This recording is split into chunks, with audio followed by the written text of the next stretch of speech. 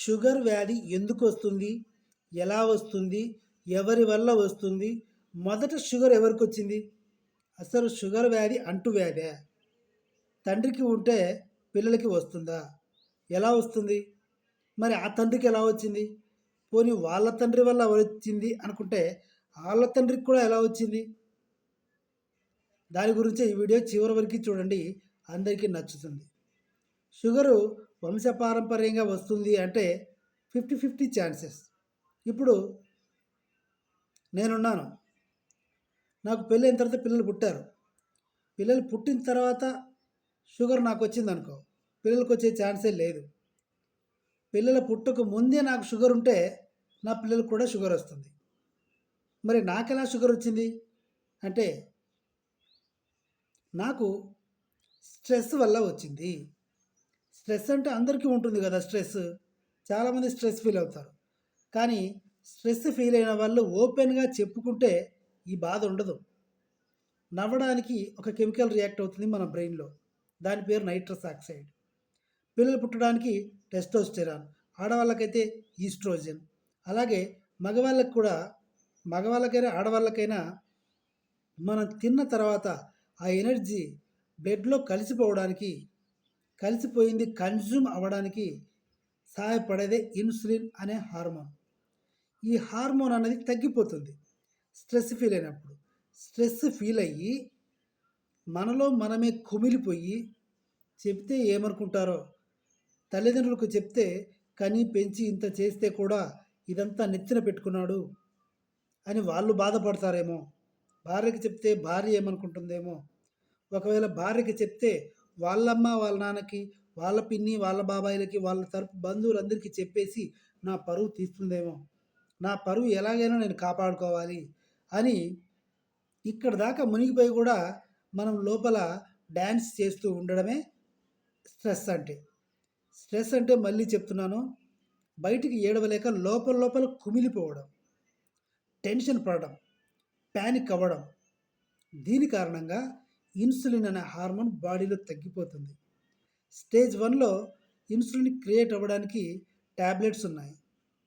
Stage 2, stage 3 వచ్చేసరికి డైరెక్ట్గా insulin తీసుకోవాలి. ఈ ఇన్సులిన్ అనేది పంది కొవ్వు నుంచి తయారు చేస్తారు. పంది చర్మం నుంచి వచ్చే కొవ్వునిచ్చి తయారు చేస్తారు. ఈ హార్మోన్ని మనం డైలీ మార్నింగ్ అండ్ ఈవినింగ్ తినడానికి 10 మినిట్స్ ముందు ఇంజెక్ట్ చేసుకోవాలి స్కిన్లో. అప్పుడే ఇన్సులిన్ బాడీలో తిన్న మన ఎనర్జీకి సమపాళ్ళుగా బాడీ మొత్తానికి కన్జ్యూమ్ అయ్యేలాగా చేస్తుంది. దాంతో పాటు ఎక్సర్సైజ్ అనేది కంపల్సరీ. ఎక్సర్సైజ్ చేయకపోతే బాడీలో ఉన్న ఎనర్జీ అలాగే ఉండిపోతుంది. ఎక్సర్సైజ్ చేస్తే బాడీలో ఉన్న ఎనర్జీ కన్జ్యూమ్ అయిపోతుంది, ఖర్చు అయిపోతుంది. అలా ఖర్చు అయిపోవడం వల్ల ఫ్రెష్గా ఉంటుంది. ఇన్సులిన్ బాగా పనిచేస్తుంది.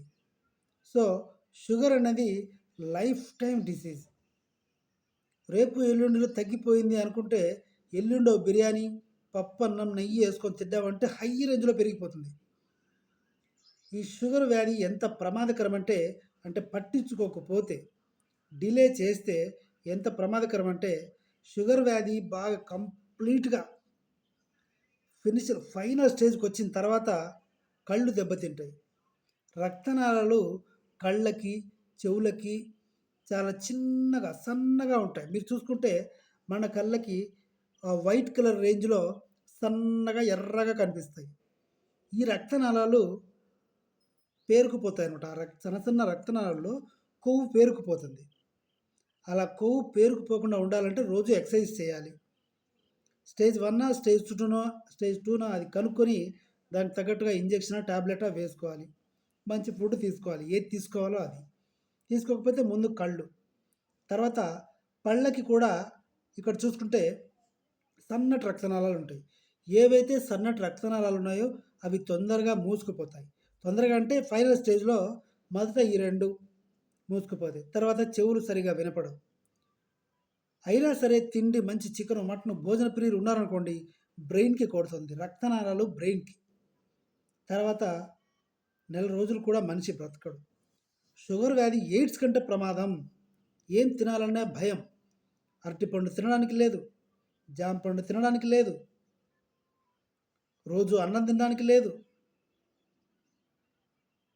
నలుగురితో కలిసి ఎక్కడైనా తిరుగుదామంటే కాళ్ళు నొప్పులు పర్టికులర్గా కాళ్ళు నొప్పులు ఎందుకు వస్తాయంటే గ్రావిటీ వల్ల బ్లడ్లో ఉన్న షుగర్ అంతా కిందికి వచ్చేస్తుంది కాళ్ళకి. కాబట్టి ఫిజికల్ ఎక్సర్సైజ్ కంపల్సరీ అని డాక్టర్స్ చెప్తూ ఉంటారు. వాకింగ్ కంపల్సరీగా చేసి తీరాల్సిందే. లేకపోతే ఆ ఎనర్జీ అలాగే ఉండిపోతుంది. ఏ చిన్న దెబ్బ తగిలినా కూడా అది మానదు. కాబట్టి షుగర్ వ్యాధి చాలా ప్రమాదకరం. Thank you so much. Video నచ్చితే సబ్స్క్రైబ్